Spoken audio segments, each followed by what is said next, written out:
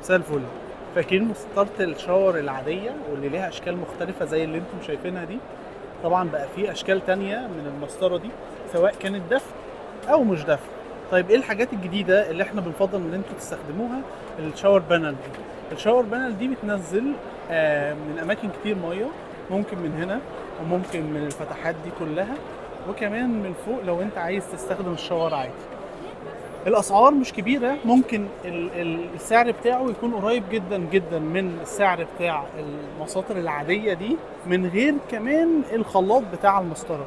يعني لما نيجي نبص هنا الخلاط ده تمام ب 3 555، ده خلاط بس. البانل ده ب 4 455 450. وكمان عندي واحد هنا بكام؟ ب 2070. ده الشكل بتاعه لو انت متقبل الشكل، فهي الخامه واحده. يعني لو انت عايز الشكل ده، الشكل قريبين من بعض. لما نيجي نروح لبراند زي ده، برضو براند صيني بنفس الخامات، بس الاسود بتاعه بيبقى مط. لو انت عايز من ده هتلاقي اسود بس بيبقى لامع. بكام بقى؟ ب 13680. الفرق مفيش فرق، الفرق كله اللون والديزاين. انما ده زي ده، بس ده ب 2000 وده ب 13. فاختار اللي انت شايفه مناسب. وده الجديد في ايه؟ في البانل شاور. طبعا في المدفون ممكن بقى اعمل عليه فيديو تاني.